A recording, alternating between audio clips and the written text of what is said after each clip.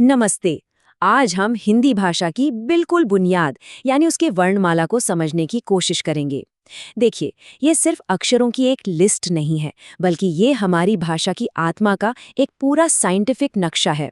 तो चलिए इस सिस्टम को एक-एक करके खोलते हैं। तो सवाल ये उठता है कि हिंदी वर्णमाला आखिर है क्या? क्या ये बस अ से लेकर ज्ञ तक के अक्षर हैं जिन्हें हम रट लेते हैं? या इसके पीछे कोई गहरा लॉजिक, कोई विज्ञान भी है? बस यही सवाल आज हमारे इस सफर का सेंटर पॉइंट है। जरा इस खूबसूरत लाइन को देखिए। जैसे एक हार मोतियों को सही तरीके से पिरोने पर बनता है, ठीक वैसे ही वर्णमाला भी ध्वनियों यानी आवाजों का एक बहुत ही सिस्टमैटिक अरेंजमेंट है। कुछ भी रैंडम नहीं है, सब कुछ बहुत सोचा समझा है।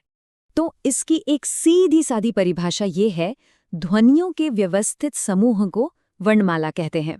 और इस पूरे सिस्टम की जो सबसे छोटी यूनिट है वो है वर्ण, मतलब वो बेसिक आवाज जिसके और टुकड़े नहीं हो सकते।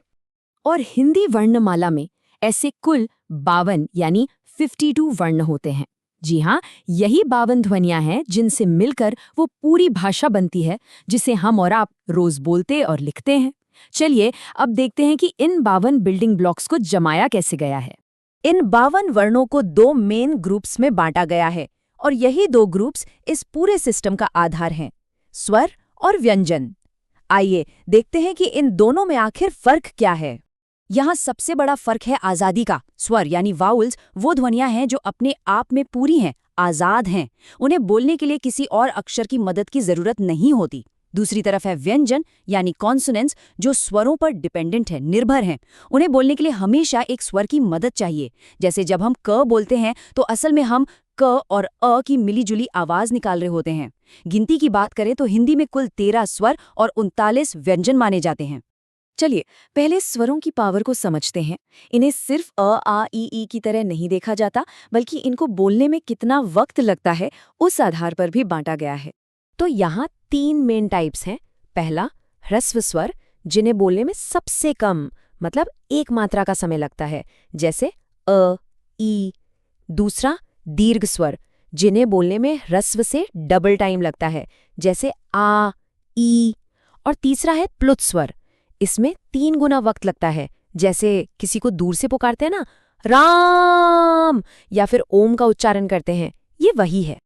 अच्छा, तो स्वरों से आगे बढ़ते हैं और अब आते हैं व्यंजनों की बड़ी और दिलचस्प दुनिया में। इनका भी अपना एक बहुत ही ऑर्गेनाइज्ड और साइंटिफिक स्ट्रक्चर है।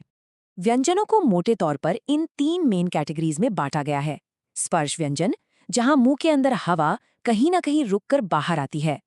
अंतस्थ व्यंजन, जो स्वर और व्यंजन के बीच की जैसी स्थिति में है। और ऊष्म व्यंजन, जिन्हें बोलने पर मुंह से हल्की गर्म हवा निकलती है। व्यंजनों का जो सबसे बड़ा ग्रुप है वो है स्पर्श व्यंजन। इनकी संख्या है 25। ये क से शुरू होकर म तक के सभी व्यंजन हैं, और इन्हें एक बहुत ही लॉजिकल तरीके से अरेंज किया गया है। ये स्लाइड तो कमाल की है। ये हमें दिखाती है कि आवाज हमारे मुंह के अंदर सफर कैसे करती है। देखिए, क वर्ग की आवाज गले से यानी कंठ से आती है। फिर च वर्ग के लिए जबान तालू को छूती है, ट वर्ग के लिए मूर्धा को, त वर्ग के लिए दांतों को, और सबसे आखिर में प वर्ग के लिए होंठों का इस्तेमाल होता है। आप खुद बोलकर महसूस कर सकते हैं कि आवाज कैसे गले से होंठों की तरफ आ रही है। स्पर्श व्यंजनों के बाद नंबर आता है इन स्पेशल व्यंजनों का। अंतस्थ व्यंजन है य, र, ल, व। इनके उच्चारण में जबान मुंह के किसी भी हिस्से को पूरी तरह नहीं छूती। और ऊष्म व्यंजन है श, श, स, ह, जिन्हें बोलते वक्त घर्षण होता है और मुंह से गर्म हवा निकलती है। हमारी वर्णमाला में कुछ और भी खास वर्ण हैं। चलिए पहले उन्हें फटाफट समझ लेते हैं, और फिर एक छोटे से नॉलेज चेक से ये देखते हैं कि हमें कितना याद रहा। एक बहुत ही यूनिक कैटेगरी है अयोगवाह।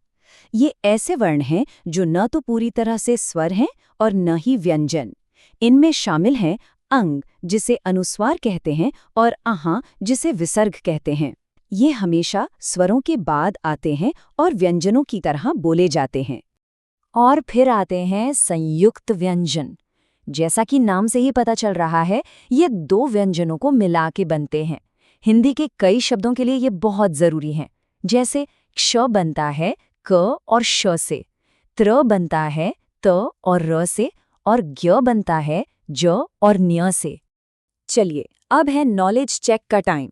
पहला सवाल, इनमें से कौन सा अंतस्थ व्यंजन है? आपके ऑप्शन है ए क, बी म, सी र या डी श। सोचिए, हमने 4 वर्णों की बात की थी इस ग्रुप में, और सही जवाब है सी र। याद है ना, य, र, ल और व, ये चारों अंतःस्थ व्यंजन है। क और म तो स्पर्श है और श ऊष्म व्यंजन है। दूसरा सवाल, क्ष किस प्रकार का व्यंजन है? क्या ये स्पर्श है, ऊष्म है, संयुक्त है या फिर ये एक स्वर है? बिल्कुल सही, इसका जवाब है सी संयुक्त। जैसा हमने अभी अभी देखा था, ये क और श के मिलने से बनता है। और ये रहा आखिरी सवाल, अंग क्या कहलाता है? विसर्ग, अनुस्वार, चंद्रबिंदु या व्यंजन? याद करिए, ये हमारी स्पेशल अयोगवाह कैटेगरी से है। और सही जवाब है बी अनुस्वार। अनुस्वार होता है और अह विसर्ग, और ये दोनों ही अयोगवाह कहलाते हैं। तो आज की सबसे बड़ी बात जो हमें याद रखनी है वो ये है कि वर्णमाला सिर्फ अक्षरों की एक लिस्ट नहीं है, ये तो एक भाषा का पूरा आर्किटेक्चर है, उसकी बनावट है। ये एक लॉजिकल, साइंटिफिक और खूबसूरत सिस्टम है जो हमें आवाज़ों को व्यवस्थित करके एक दूसरे से बात करने की ताकत देता है। तो अब जब भाषा की ये बिल्डिंग ब्लॉक्स, ये आधार हमें साफ हो गए हैं, तो सोचने वाली बात ये है कि इन वर्णों से जो शब्द बनते हैं उनके अंदर क्या पैटर्न देखने को मिलते हैं। खैर, ये भाषा की संरचना को समझने के सफर का अगला लेवल है,